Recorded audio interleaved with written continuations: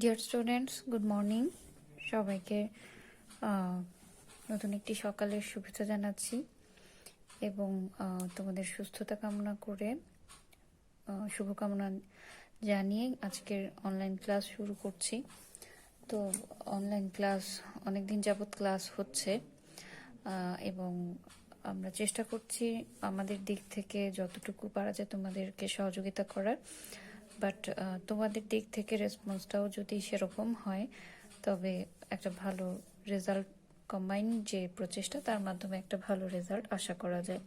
Ultimately যেহেতু সব exam তোমাদেরকেই দিতে হবে, পরীক্ষাগুলো তোমাদেরকে অ্যাটেন্ড করতে হবে, সো তোমাদের কেয়ার, তোমাদের অ্যাটেনশন, তোমাদের নিজের গরজেই থাকতে হবে এবং সেটাতে যদি ঘাটতি থাকে তার রেশ কিন্তু একেবারে শেষ পর্যন্ত টানতে হবে। তো এই ব্যাপারগুলো বারবার স্মরণ করিয়ে দেওয়ার চেষ্টা করা হয়তো তোমাদের কাছে বিরক্তিকর মনে হতে পারে, বাট ব্যাপারগুলো বারবার মনে করিয়ে না দিলে সেগুলো হয়তো মনের অজান্তেই তোমাদের মন থেকে চলে যায় বা চিন্তা আসে না। তো এই ব্যাপারগুলো চিন্তা করবে, ক্লাস ফলো করবে। ক্লাস ফলো করা মানে শুধু আমি একটা ক্লাস টিচার শেয়ার করলো সেটাতে গিয়ে আমার রোল নাম্বার সাবমিট করা মানে ক্লাস অ্যাটেন্ড করা নয়। ক্লাস অ্যাটেন্ড করা মানে ক্লাসটা আমি ফলো করলাম, কতটুকু বুঝলাম, কি বুঝি নাই সেটা জানানো এবং তারপরে আমি আমার অ্যাটেন্ডেন্স দেওয়া। তো এই বিষয়গুলো এতদিনে অনেকবার বলা হয়েছে, আশা করছি তোমরা সেগুলো ফলো করার চেষ্টা করবে।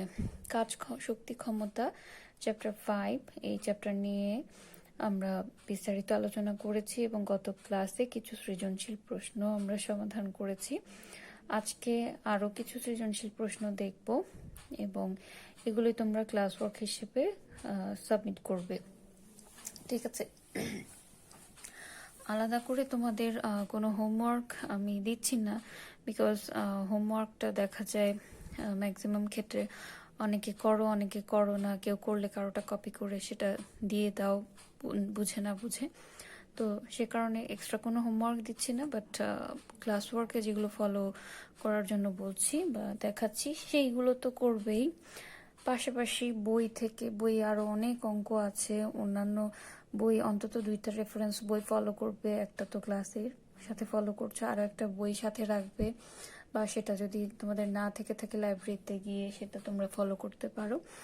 এবং তারপর আরও অন্যান্য বই, টেস্ট পেপার হতে পারে, রেফারেন্স অন্য বই হতে পারে, সেগুলো প্র্যাকটিস করলে, তবে সবচেয়ে বড় বিষয় অনেক বেশি প্র্যাকটিস করতে হবে। 3-4টা ম্যাথ আমি দেখলাম একটা চ্যাপ্টারে হয়ে যাবে না, চ্যাপ্টারের ভেতরটাও খুবই ভালো করে পড়তে হবে এবং তারপরে আমার যথেষ্ট পরিমাণে ম্যাথ বাসায় প্র্যাকটিস করতে হবে।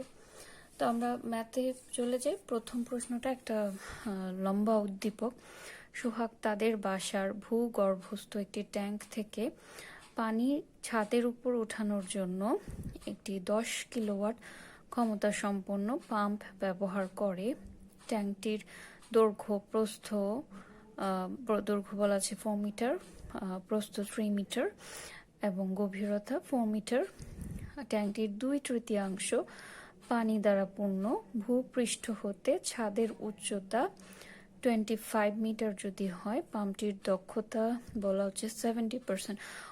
অনেকগুলো ইনফরমেশন আছে এখানে, আমরা যদি একটু মার্ক করি। ফার্স্ট অফ অল, ট্যাঙ্কের ক্ষমতা, যে পাম্প দিয়ে ট্যাঙ্কটি খালি করা হচ্ছে সেটা 10 কিলোওয়াট বলা হচ্ছে।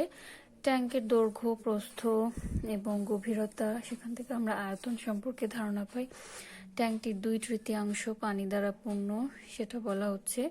ভূপৃষ্ঠ থেকে ছাদের উচ্চতা হলো 25 মিটার। দ্যাট মিনস টোটাল আমাদেরকে যতটুকু হাইটে পানি উঠাতে হবে সেটা হচ্ছে ট্যাঙ্ক যতটুকু উচ্চতায় সেটা প্লাস ছাদের উচ্চতা। পাম্পটির দক্ষতা আবার বলা আছে 70%। প্রশ্ন হচ্ছে গ, ভূগর্ভস্থ ট্যাঙ্ক হতে 10 কেজি পানি ছাদে উঠাতে কত শক্তি ব্যয় করতে হবে? তো আমরা এক্ষেত্রে ধরে নিতে পারি এরকম একটা ট্যাঙ্ক যদি কনসিডার করি, একটা ট্যাঙ্ক আছে ভূগর্ভস্থ, তার কিন্তু দৈর্ঘ্য, প্রস্থ, উচ্চতা বলা আছে, এবং সেটির থেকে আবার 25 মিটার উঁচুতে ছাদে আমার পানি তুলতে হবে। ট্যাঙ্কটির ক্ষমতা, যে পাম্প দিয়ে তুলবো সেটা, তার ক্ষমতা হচ্ছে 10 কিলোওয়াট, আর ট্যাঙ্কটির 2/3 পানি দ্বারা পূর্ণ। এখন ফার্স্ট অফ অল প্রশ্ন কি বলছে যে ট্যাঙ্কটি 10 কেজি পানি ছাদে উঠাতে কত শক্তি ব্যয় করতে হবে। এখন 10 কেজি পানি বলতে ট্যাঙ্কের কতটুকু পানি এটা কিন্তু আমরা বুঝতে পারছি না, বিকজ ট্যাঙ্কে টোটাল কতটুকু পানি ধরে সেই কথা বলা নাই। তো আমরা ধরছি পুরো ট্যাঙ্ক মিলে ধরলাম যে 10 কেজি পানি আছে। এখন এই ক্ষেত্রে আমরা যদি কৃত কাজ বের করতে চাই, সেটা হবে ডাব্লিউ সমান mgh। ঠিক আছে, সো আমার মান বের করতে হবে। 10 কেজি পানি উঠানো মানে এখানে এম এর ভ্যালু হলো 10 কেজি। 10 কেজি পানি যেহেতু তুলবো, জি এর মান আমরা জানি। তোমরা আসলে আমি তোমাদের কুইজ ভিত্তিক একটা ক্লাস দিতে চাচ্ছিলাম প্রবলেমগুলো নিয়ে, তোমাদের বিভিন্ন সমস্যাগুলো নিয়ে, সেটা এই চ্যাপ্টারের পরপরই দিব। যেটা করো, এই যে ক্লাস আমি লিখলাম mg বা এরপরে যদি এইচ লিখি, আমি এখানে পুরো টার্মটা লিখছি না, কারণ এই জিনিসগুলো একেবারে শুরুর দিকের ক্লাসে লিখে লিখে দেখিয়েছিলাম। এখানে ভর এম কথাটা লিখে, ভর লিখে এম সমান এত লিখবো। অভিকর্ষজ ত্বরণ কথাটা লিখে জি সমান মান লিখবো। উচ্চতা বাংলায় কথাটা লিখে উচ্চতা সমান তার মান লিখবো একক সহ। এই কাজটা শতকরা 80% খাতায় তোমরা কিন্তু করো নাই। যেটা বলেছি যে বারবার এই জায়গায় যদি তুমি বিষয়টা কি সেই জিনিসটা উল্লেখ করে তার মান না লিখো, 1 নাম্বার এখানেই কিন্তু কাটা যাবে। ম্যাক্সিমাম খাতায় আমি এই জিনিসটা ফলো করেছি, এবং দেখা যাচ্ছে অঙ্ক ঠিকঠাক আছে, বাট তুমি 2টা সৃজনশীলে গ ঘ মিলে 4টাও ম্যাথ থাকে। ধরো 2টা সৃজনশীল পরীক্ষা তোমরা দিয়েছো, তো 4টা ম্যাথে এই অংশের জন্য যদি 1 1 করে কাটি, 4 নাম্বার এমনি কিন্তু চলে যায়। তো এই বিষয়গুলো পরের পরীক্ষাগুলোতে আশা করি তোমরা খেয়াল রাখবে। যে সমান আমরা জানি 9.8 মিটার পার সেকেন্ড স্কোয়ার। এখন এখানে উচ্চতা বলতে কি বুঝবো, ট্যাঙ্কের গভীরতা বলতে ট্যাঙ্কটি টোটাল কতটুকু উঁচু সেটা বলা হচ্ছে, সেটা হচ্ছে 4 মিটার। ঠিক আছে, কিন্তু ট্যাঙ্ক খালি করা মানে কি, এই 4 মিটার পানি খালি করা, 4 মিটার তোর উচ্চতার পানি খালি করা। গত ক্লাস আমি তোমাদেরকে বলেছিলাম যে যে কোনো ট্যাঙ্ক, কুয়া ইত্যাদি খালি করার ক্ষেত্রে ভর কেন্দ্রের সরণ, এই কনসেপ্টটা ব্যবহার করা হয়। সেটা কি বলেছিলাম যে এই ট্যাঙ্ক বা কুয়ায় অনেকগুলো ছোট ছোট পানির কণা থাকে। প্রত্যেকটা পানির কণাকে আলাদা আলাদাভাবে ট্যাঙ্কের উপরে শীর্ষে নিয়ে যেতে কাজ নির্ণয় করা সম্ভব নয় বলে ধরা হয় যে ট্যাঙ্কের সমস্ত পানি একটা বিন্দুতে কেন্দ্রীভূত আছে, যেটাকে ভরকেন্দ্র বলা হয়। তো সেই ভরকেন্দ্রটাকে আমি যদি ট্যাঙ্কের উপরের লেভেলে উঠাতে পারি, তার মানে ধরে নেওয়া যে পুরো পানিটা ট্যাঙ্কের উপরের লেভেলে উঠে আসছে। ঠিক আছে, তো এই ক্ষেত্রে ভরকেন্দ্রের সরণ হতে হলে ভরকেন্দ্রকে কতটুকু দূরত্ব অতিক্রম করতে হবে। ভরকেন্দ্র যেহেতু ট্যাঙ্কের সুষম আকৃতির ট্যাঙ্ক, এটা মাঝামাঝি বিন্দু, উচ্চতার মাঝামাঝি বিন্দুতে আছে, তাহলে সেখান থেকে অর্ধেক পরিমাণ উঠালেই ভরকেন্দ্রের সরণ হয়ে যাবে। তো এখানে উচ্চতা যদি h সমান 4 মিটার হয়, তাহলে আমাদের h/2 ভরকেন্দ্রের সরণ হবে h/2 পরিমাণ, সেটা হবে 4/2, দ্যাট মিনস 2 মিটার। এটা গেল ট্যাঙ্কের পানি ট্যাঙ্কের শীর্ষে তুলতে কতটুকু উচ্চতা লাগবে। কিন্তু আমার কাছে তো ট্যাঙ্কের উপরে উঠানোর নয়, আরও 25 মিটার উপরে ছাদে ট্যাঙ্কের পানি তোলা, তাহলে টোটাল পানির উচ্চতা দাঁড়াবে এইচ সমান, ধর এইচ প্রাইম সমান যে ছাদের উচ্চতা প্লাস ভরকেন্দ্রকে ট্যাঙ্কের মুক্ত পৃষ্ঠে পৌঁছাতে যে উচ্চতাটা, সেটা ট্যাঙ্কের ধরলাম মুক্ত পৃষ্ঠের উচ্চতা। মুক্ত পৃষ্ঠ বলতে কি বোঝাচ্ছে এখানে, ট্যাঙ্কের ঠিক মুখে উঠালেই তো, তার থেকে একটু উঠলে ট্যাঙ্কের বাইরে পানি চলে যাবে। তো মেন কাজ হলো ট্যাঙ্কের মুখ পর্যন্ত পানির লেভেলটাকে নিয়ে আসা। তো ট্যাঙ্কের মুখ পর্যন্ত পানির লেভেল নিয়ে আসা মানে ট্যাঙ্কে পানির যে ভরকেন্দ্র আছে সেটাকে এ পর্যন্ত নিয়ে আসা। তার জন্য কতটুকু দূরত্ব অতিক্রম করতে হচ্ছে, ট্যাঙ্কের যা উচ্চতা বা গভীরতা তার অর্ধেক। তো সেই হিসেবে আমরা h/2 লিখেছি। তাহলে এখন এখানে লিখতে পারি ছাদের উচ্চতা 25 মিটার আর ট্যাঙ্কের মুক্ত পৃষ্ঠের উচ্চতা 2 মিটার যদি হয়, টোটাল হয় 27 মিটার। ঠিক আছে, তাহলে এবার আমরা W সমান লিখতে পারি 10 ইন্টু 9.8 ইন্টু 27 সমান হচ্ছে এটা দাঁড়াবে 2646 পরিমাণ। আমরা যদি ক্যালকুলেশন করি 10 ইন্টু 9.8 ইন্টু 27 এটা দাঁড়াবে 2646 জুল।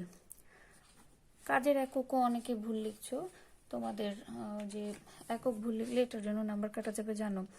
আগের পরীক্ষায় আমি দেখেছি বেশ কিছু জায়গায় একক ভুল লিখেছো, কোথাও ইকুয়েশন ভুল লিখেছো। তো এই কাজগুলো আসলে নিজেদের সংশোধন করে নিতে হবে পরীক্ষায় ভালো নাম্বার পেতে হলে। ঘ নাম্বার প্রশ্নে চলে যাই আমরা।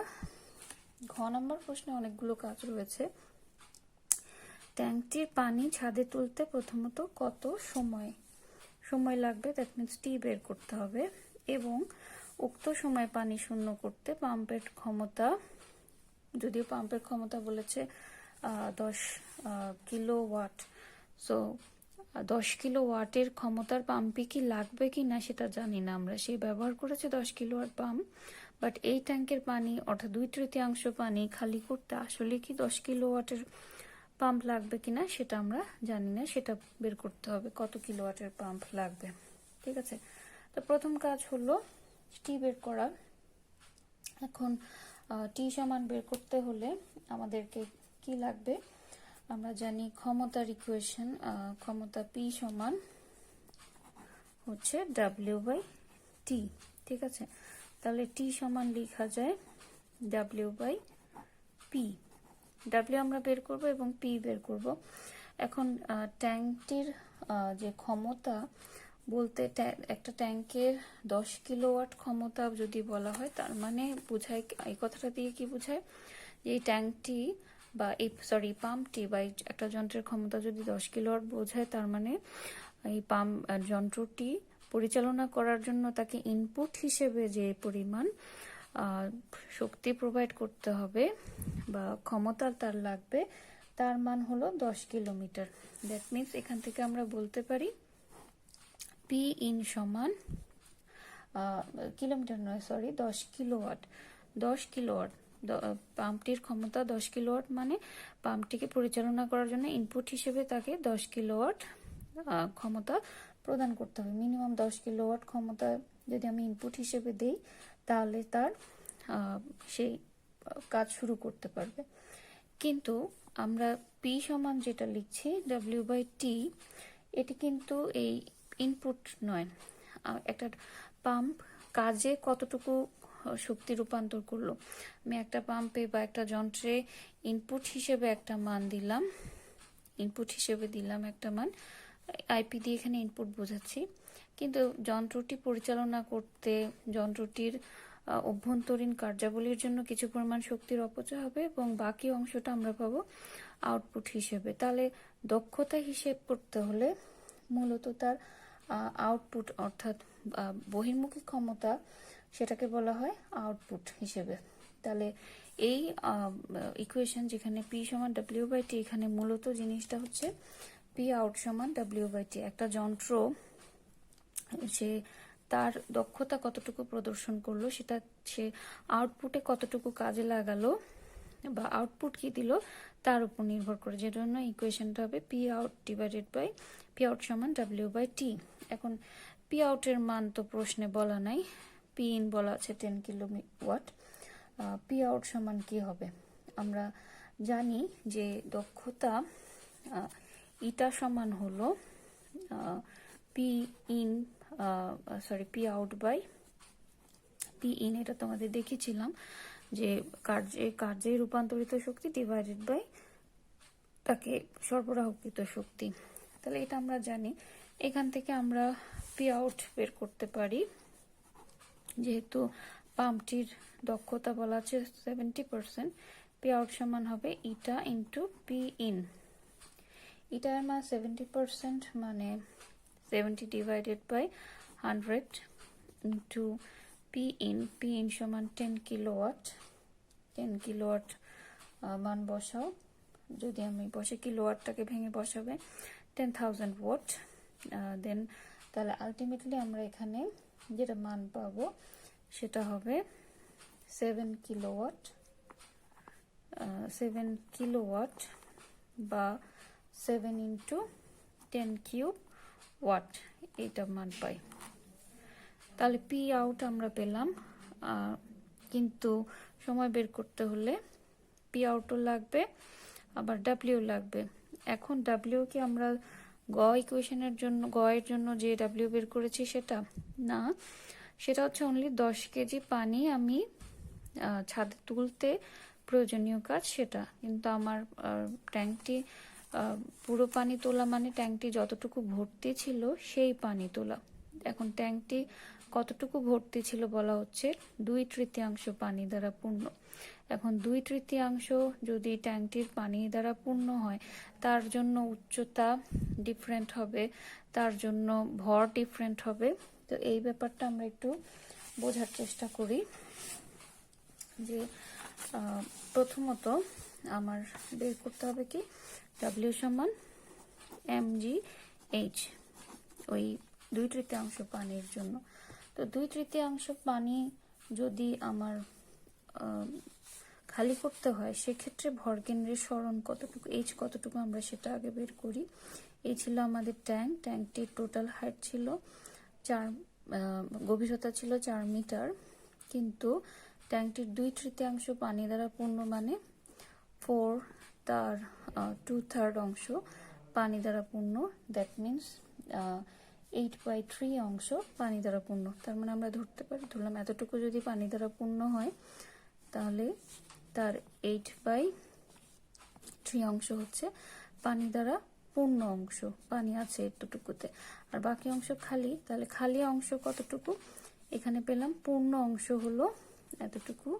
তাহলে খালি অংশ কতটুকু পেলাম, 4 মাইনাস 8/3। দ্যাট মিনস আমরা যদি ক্যালকুলেশন করি, এটা দাঁড়াবে 12 মাইনাস 8, দ্যাট মিনস 4/3। তাহলে এতটুকু হচ্ছে পূর্ণ অংশ পানি দ্বারা, আর খালি অংশ হলো 4/3, এতটুকু পেলাম খালি অংশ। তাহলে আমার পানির সরণ হবে কতটুকু, যতটুকু পূর্ণ আছে অতটুকু পানিকে এই ট্যাঙ্কের মুখে নিয়ে আসতে হবে। তো ট্যাঙ্কের মুখে নিয়ে আসতে গেলে আমরা কি করি, ভরকেন্দ্র এতটুকুর জন্য যা ভরকেন্দ্র, পুরো ট্যাঙ্কের পানির ভরকেন্দ্র কিন্তু সেম হবে না। তাহলে এতটুকুর ভরকেন্দ্র যা, তাকে আমার পানির বা ট্যাঙ্কের হাইস্ট লেভেলে নিয়ে যেতে হবে। তাহলে এতটুকু অংশে, অর্থাৎ 8/3 অংশের জন্য ভরকেন্দ্র কোথায় থাকবে, এতটুকু অংশের অর্ধেকে। ভরকেন্দ্র আমরা দেখেছি h/2, এখন উচ্চতা h সমান 8/3, তাহলে তার অর্ধেক মানে বোঝাচ্ছে এই লেভেলে, অর্থাৎ ভরকেন্দ্রকে আমার নিয়ে যেতে হবে কতটুকু অংশ, এতটুকু অংশ প্লাস উপরের খালি অংশ, এখান থেকে এখানে তাকে সরাতে হলে। তাহলে এইটুকু হচ্ছে 8/3 এর অর্ধেক। 8/3 এর অর্ধেক যদি আমরা করি, দ্যাট মিনস সেটা দাঁড়ায়, ভ্যালুটা কত দাঁড়ায়, 8/3 এর অর্ধেক দাঁড়াবে 8/6 পরিমাণ। 8/6 অর্থাৎ পানির যতটুকু অংশ ভর্তি আছে তার অর্ধেক, সেটা হচ্ছে 8/6 পরিমাণ, আর উপরের খালি অংশটুকুও তাকে পেরোতে হবে, দ্যাট মিনস 4/3। তাহলে টোটাল উচ্চতা এখানে দাঁড়াবে 8/6 প্লাস 4/3। তা ক্যালকুলেশন করলে এটা দাঁড়াবে 16 ডিভাইডেড বাই 6, এটা পেলাম উচ্চতা। এখন আমাদের ভলিউম ম্যাস বের করতে হবে। ম্যাস সমান আমরা জানি রো ইন্টু ভি। তো রো হচ্ছে 1000 পানির ক্ষেত্রে, ভি সমান হচ্ছে যেহেতু কুয়ার দৈর্ঘ্য, ট্যাঙ্কের দৈর্ঘ্য, প্রস্থ আর উচ্চতা বা গভীরতা বলা আছে, তো সেই তিনটা গুণ করলেই দ্যাট মিনস 4 × 3 × 4 এই মানগুলো গুণ করলেই আমরা এই ট্যাঙ্কের জন্য কি পেয়ে যাব, যেটুকু পানি তাকে উঠাতে হচ্ছে তার ভর পেয়ে যাব। 1000 ইন্টু 4 ইন্টু 3 ইন্টু 4, সেই জিনিসটা আমরা পেয়ে যাব। আমরা আগে ভলিউম যদি বের করি, এক্ষেত্রে একটা জিনিস আমাদের খেয়াল করতে হবে, আমরা ভলিউম যখন বের করছি, আয়তন যখন বের করছি, পুরো ট্যাঙ্কটির পানি কিন্তু খালি করছি না, যতটুকু উচ্চতার পানি খালি করছি। এইখানে উচ্চতা যখন লিখছি, অর্থাৎ এটা হচ্ছে ভি সমান rho into L cross B cross উচ্চতা হিসেবে এখানে ধরো এইচ প্রাইম ধরছি। এই উচ্চতা হলো, এই উচ্চতা আবার এই উচ্চতার সমান নয়, যেটা ভরকেন্দ্রের সরণ আমরা লিখলাম, একই বিষয় নয়। ভরকেন্দ্র সরণ হলো পানি যতটুকু ভরা আছে তার সেটাকে হাইস্ট লেভেলে নিয়ে যেতে কতটুকু উচ্চতা তাকে অতিক্রম করতে হচ্ছে। আর এই উচ্চতা হলো যে লেভেল, পানি তো আর পুরো ট্যাঙ্ক জুড়ে নেই, এতটুকু ট্যাঙ্ক জুড়ে আছে, তাহলে আমার ভর বের করতে হবে এতটুকু পানিরই। তো এই ভর বের করার জন্য আয়তন যতটুকু, সেই হিসেব করে আমার এখানকার উচ্চতাটা ব্যবহার হবে। তো এখানে এইচ প্রাইম সমান কত হবে, আমরা সরাসরি 4 লিখবো না, কারণ পুরো ট্যাঙ্কিটা আমি খালি করছি না, খালি করছি তার 8/3 অংশ, অর্থাৎ 4 এর 2/3 অংশ।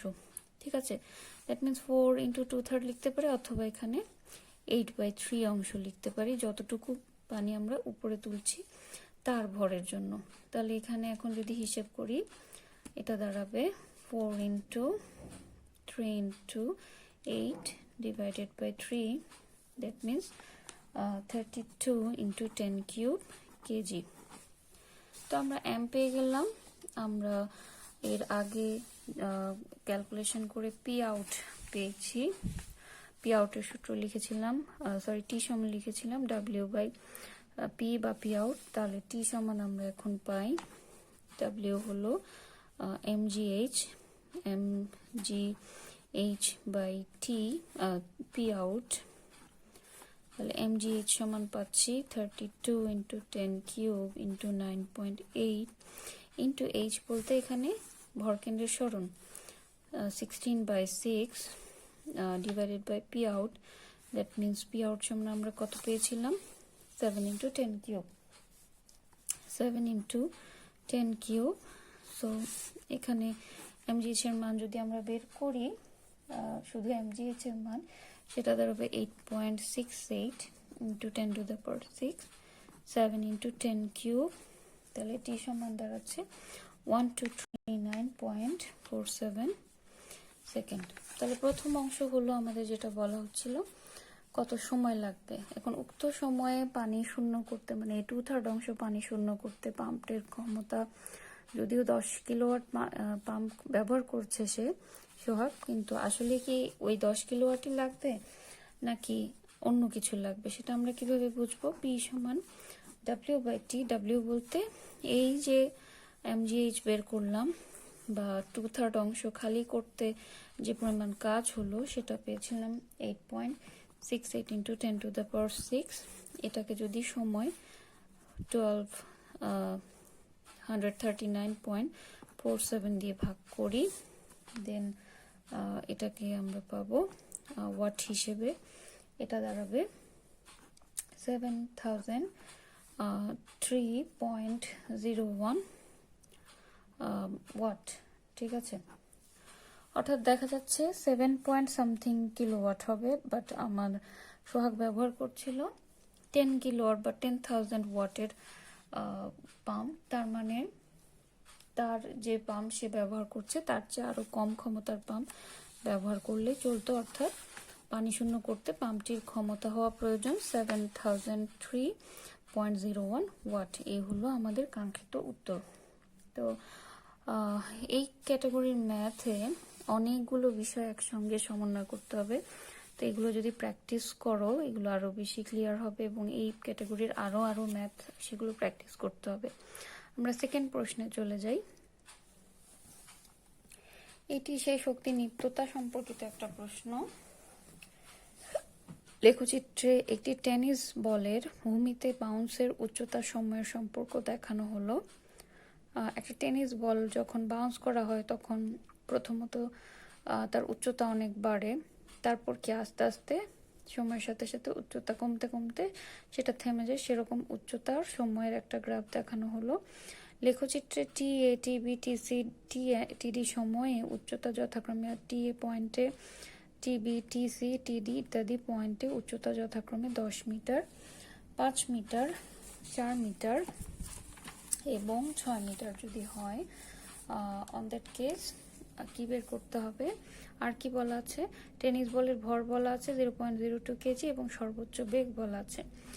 তো বের করতে হবে কি টেনিস বলের সর্বোচ্চ বিভব শক্তি কত এবং এবিসিডি অবস্থানে শক্তির নিত্যতা বিশ্লেষণ করো। সো প্রথমে আমাদের বের করতে হবে টেনিস বলের সর্বোচ্চ বিভব। আমরা জানি কোনো একটা বস্তুকে যদি ছুঁড়ে মারি যে কোনো দিকে, বা যখন একটা বস্তুকে ফেলে দিই তখন সর্বোচ্চ উচ্চতায় গিয়ে তার বিভবটা সর্বোচ্চ হয় বিভবের ক্ষেত্রে। তো এই ক্ষেত্রে যেহেতু উচ্চতার ব্যাপারটা আছে, সেই একই কনসেপ্টেই আমরা কাজ করব যে বিভব সর্বোচ্চ হবে যখন উচ্চতা সর্বোচ্চ। তো আমরা চিত্র থেকে এটা পরিষ্কার, সর্বোচ্চ উচ্চতা হচ্ছে কোন বিন্দুতে? এ বিন্দুতে। আমরা উচ্চতাগুলো যদি গ্রাফে লিখে ফেলি, এ বিন্দুর উচ্চতা হচ্ছে 10 মিটার, বি বিন্দুর উচ্চতা হচ্ছে 5 মিটার, সি বিন্দুর উচ্চতা হচ্ছে 4 মিটার, আর ডি বিন্দুর উচ্চতা হচ্ছে 6 মিটার। আমাদের ক্যালকুলেশনে একটু সুবিধা হবে, ঠিক আছে? তো এবার আমাদের কাজ কি? এ বিন্দুর বিভব বের করা, অর্থাৎ বিভব শক্তি ইপি সমান M G H. Simply M সমান বলা আছে 0.02 কেজি আর জি 9.8। আর এই বিন্দুর জন্য স্ট্রেট উচ্চতা হচ্ছে 10 মিটার। তাহলে 10 মিটার যদি লিখি, উচ্চতা দাঁড়াবে 1.96 জুল। ঠিক আছে? ঘ নাম্বার যেটা বলা আছে এবিসিডি অবস্থানে শক্তির নিত্যতা। আমরা একটা একটা পয়েন্ট খেয়াল করি। এবিসিডি অর্থাৎ এ পয়েন্টে যখন উচ্চতা সর্বোচ্চ হয় তখন বিভব শক্তি ম্যাক্সিমাম বাট গতিশক্তি মিনিমাম হয়। অর্থাৎ এই পয়েন্টে গতিশক্তি ইকে সমান 0 হবে, আর ইপি সমান আমরা পেয়েছি 1.96 জুল। সুতরাং এই বিন্দুতে শক্তি ই এ সমান হবে ইকে প্লাস ইপি করলে ওই সে 1.96 জুলই হবে। ঠিক আছে? এবার যদি বি বিন্দুতে আমরা শক্তি নির্ণয় করতে চাই, প্রথমত ইপি সমান সরাসরি M G H 0.02 into 9.8। H মানে কি? সাম্যবিন্দু থেকে যে বিন্দু বা যে উচ্চতায় বস্তুটি উঠছে সেটা। সাম্যবিন্দু হলো এখানে এক্সিসের মূল বিন্দু বরাবর যে রেখাটা সেখানে। তো সেখান থেকে বি বিন্দুর উচ্চতা আমরা দেখতে পাচ্ছি 5 মিটার। তাহলে সরাসরি সাম্যবিন্দু থেকে বি বিন্দুর উচ্চতা 5। আমরা হিসেব করলে এটা কি পাবো? 0.02 into 9.8 into 5, that means 0.98 joule পেলাম।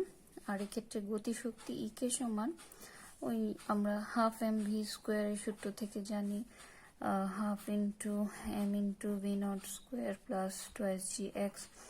আদিবেগ শূন্য যদি হয়, টু টু কাটাকাটি যায়, থাকে এম জি এক্স সমান সমান লিখতে পারি 0.02 ইন্টু 9.8 ইন্টু এক্স। এবার বলো আমাকে একটু তোমরা, এক্স মানে কি? সরণ। সরণ মানে গত ক্লাসের ম্যাথেও বলেছি যে সর্বোচ্চ বিন্দু, গতিপথের সর্বোচ্চ বিন্দু থেকে যে বিন্দুতে শক্তি নির্ণয় করছি সেই বিন্দুর দূরত্ব।